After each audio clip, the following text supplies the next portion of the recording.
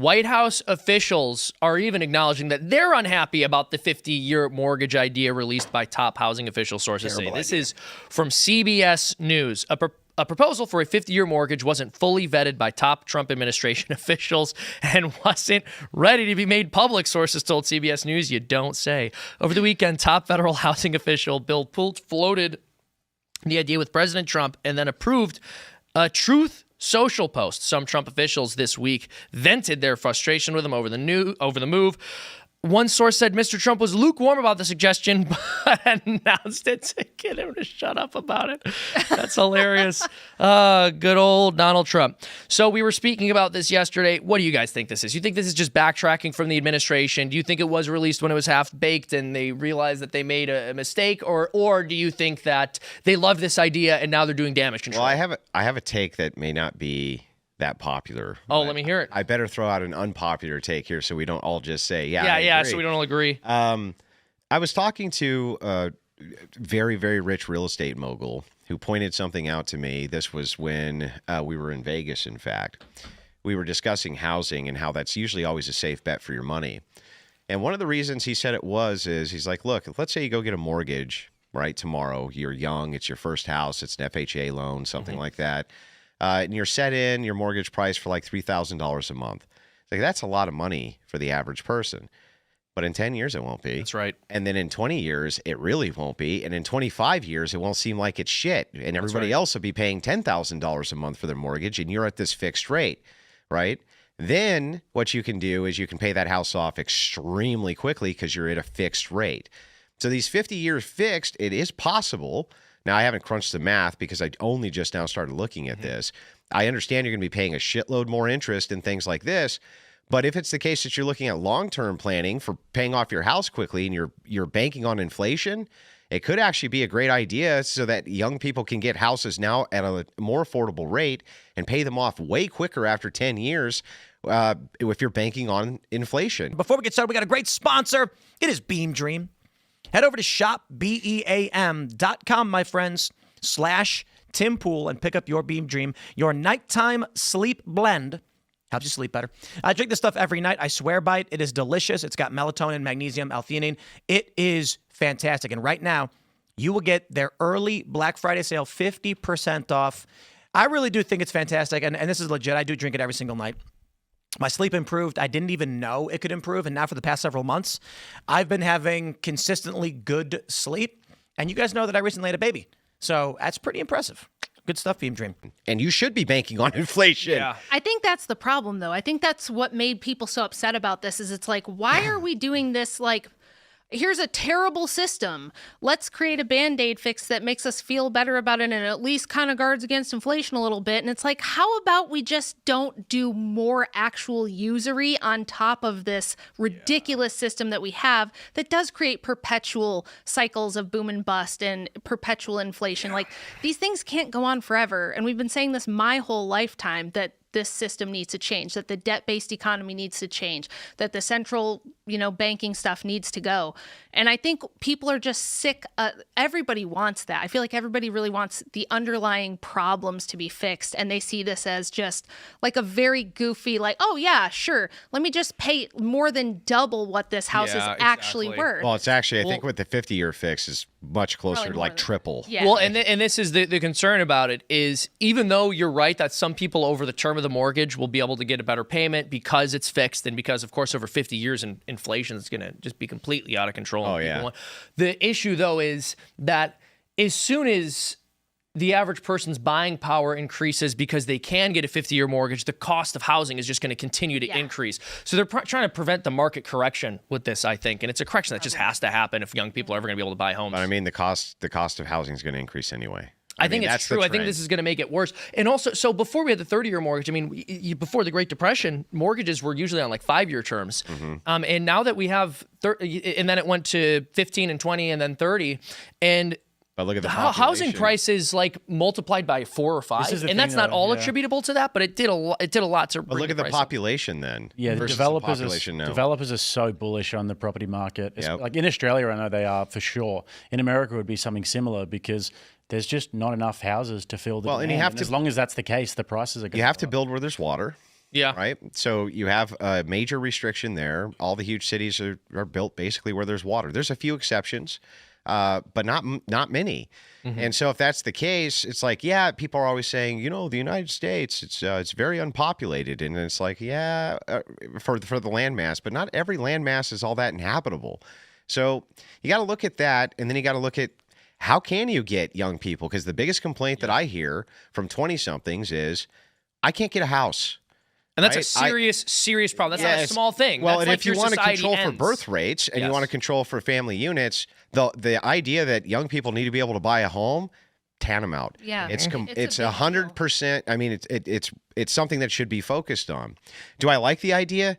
No, not at all.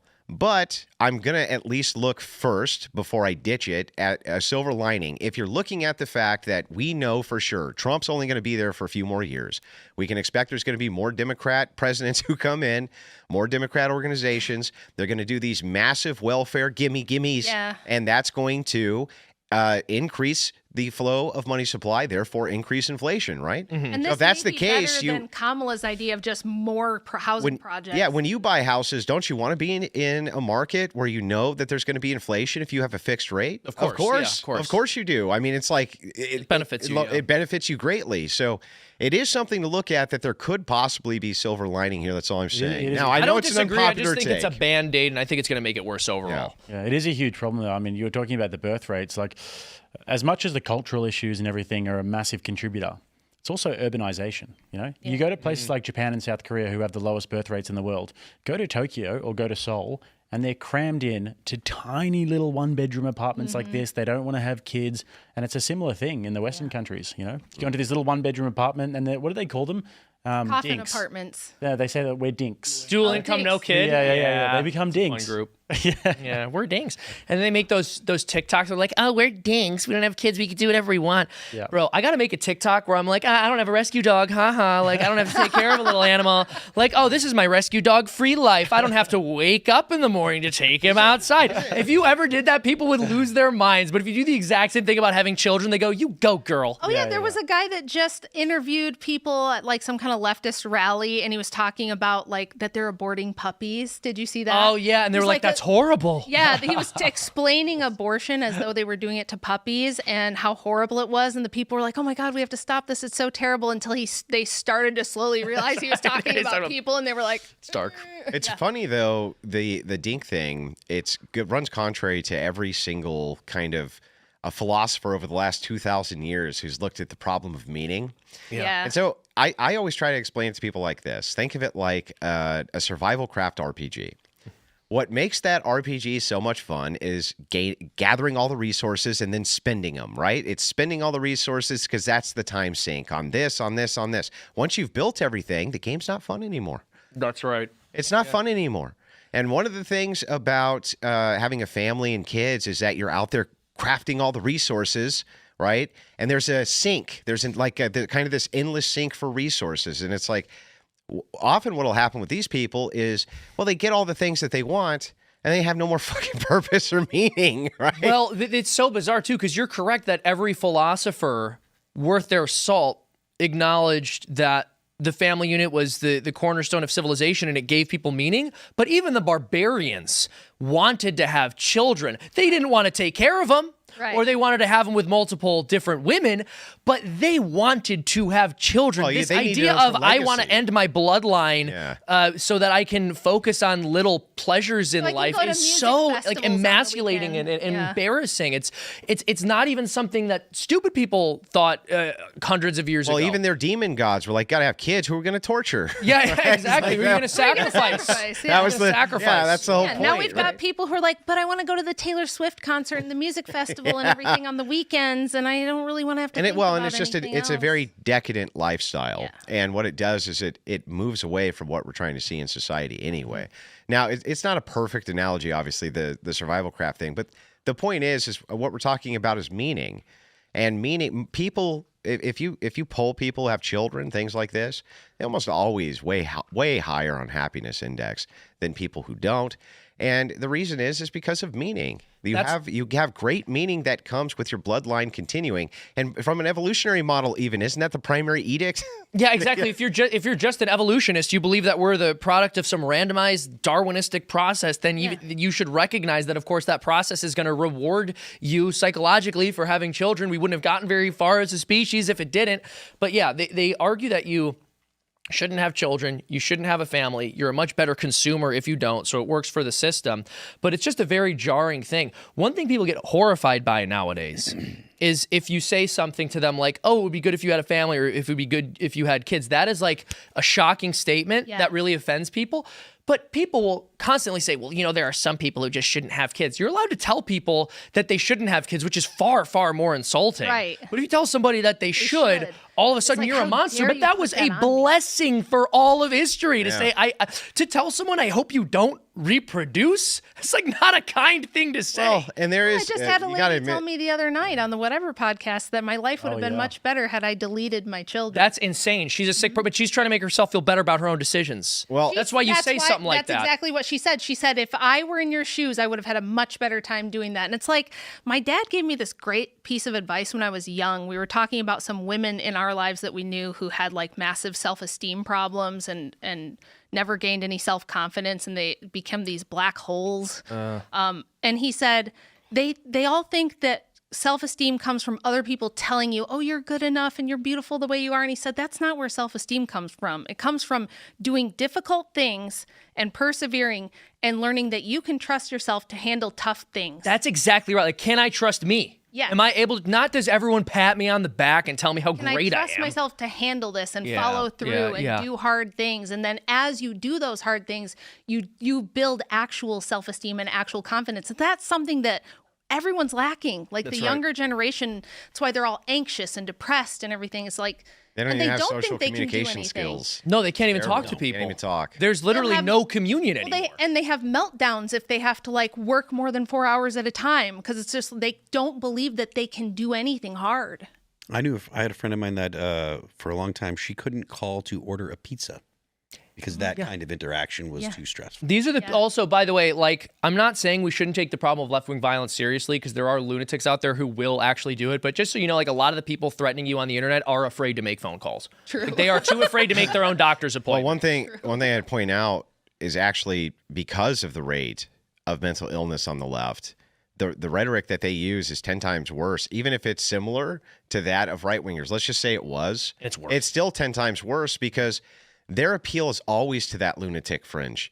It's always to the craziest people. And those crazy people, they're always in their discords. You ever go to like a Destiny Discord? Oh my God. You ever go to a Vosh Discord? Holy shit. Like it's hell on wheels. And the lowest common denominator of people.